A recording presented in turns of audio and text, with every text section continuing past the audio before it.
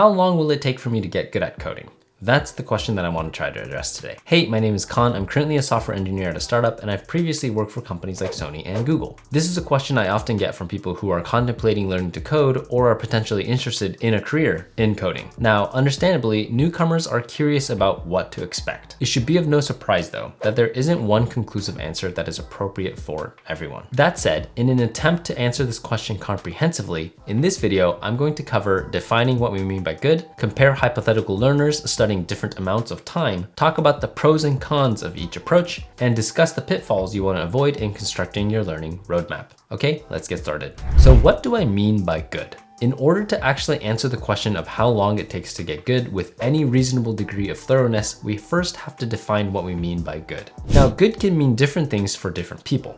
But for the purposes of this video, let's assume good means someone that's got equivalent experience to a full stack web developer who's about 6 months into their career as a professional and doing well. I'm going to assume that good means someone who has the knowledge of someone that performs the job decently early in their career. This would mean that I'm looking at the following things. They've got a solid grasp of fundamental web development principles, like they understand client-server relationship, REST and HTTP, authentication and security, like password protection security measures, OAuth, encryption versus hashing, and common security loopholes in auth systems. They understand backend web development. They have experience creating REST APIs. They have experience writing server-side rendered applications, and maybe some experience serving a single page application. And they know about managing API keys and secrets to other external data resources. Maybe they've set up some kind of CI or CD pipeline, and they've deployed a service to the cloud with either a vanilla compute instance or a Docker container. I'm also looking at their testing experience. They should have experience with the unit testing library in the language of their choice. And they should have some experience setting up end-to-end tests with WebDriver, Cypress, or something similar. And they should have experience with databases, either a SQL or a NoSQL language. And they should be able to design database schemas. And they can effectively decide a normalization versus denormalization strategies. Because they're a full stack web developer, I also expect them to have some front-end web development experience. They should have strong fundamental JavaScript knowledge. They should have experience coding in a popular UI library like React, Vue.js, or AngularJS. And they should have some experience with TypeScript. And they should have some experience making things actually look presentable with CSS. And while this isn't a comprehensive list of what everyone should study, it's just an example of a hypothetical full stack web developer who's earlier in their career, but definitely has potential. So we'll use this made up character as a benchmark to anchor what we mean by the term good. So I'm gonna break this up into 3 types of people and cover how long it's gonna take for them to get good. The first group is hobbyists. This is people studying up to 10 hours a week. The second group is part-timers, people studying 20 hours a week. And lastly, there's the full-timers, people studying 40+ hours a week. For hobbyists, this study roadmap is probably going to take a minimum of 12 months, realistically 18 months, depending on how leisurely you want to pursue this. Even then, you'd still need a fair amount of accountability and structure to keep plugging away at these topics. For part-timers, I believe you can cover this ground in about 6 months. And for full-timers, I believe you can cover this in about 3 months or 12 weeks. That said, these are in no way a guarantee for any specific person. Your current study habits and advantages and disadvantages that are unique to you will definitely skew the timeline. Your learning path is gonna look different from the next person over, and that's okay. For example, if you grew up in an environment where you didn't have the opportunity to learn to read, obviously these things will take longer for you because reading is a critical part of software development. These are mostly ballpark predictions, but what I'm suggesting is that with focus, dedication, and purposeful effort,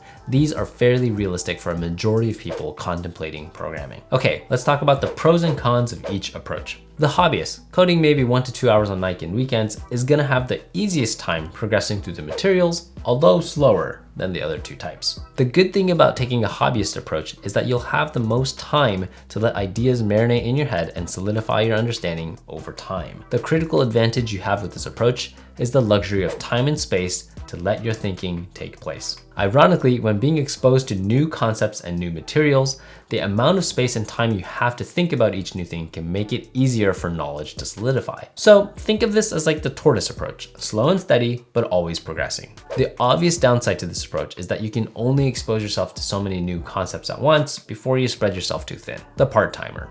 This, in my opinion, is a well-balanced approach, but also one of the most emotionally challenging. Let's start with the downside. As the name suggests, most people will likely be doing this part-time alongside of another part-time or full-time commitment like an existing job. The mental overhead tax you pay of having 2 jobs is a real cost. This setup likely means that the part-time effort you're putting into programming is a second priority relative to your full-time job or whatever else you're doing. Antidote to this would be to treat programming as your top priority and letting your other commitments be a second priority. This is obviously easier said than done though. The upside is that being a committed part-timer, putting in a consistent 20 hours a week, will help you progress much faster than a hobbyist. The difference between 10 and 20 hours a week is really big to make sure you're able to tackle new concepts in succession and move from one thing to the next fairly rapidly. The full-timer. The obvious upside to being a full-timer is that you get rid of the emotional tax of trying to balance multiple priorities. This means that you can live and breathe code.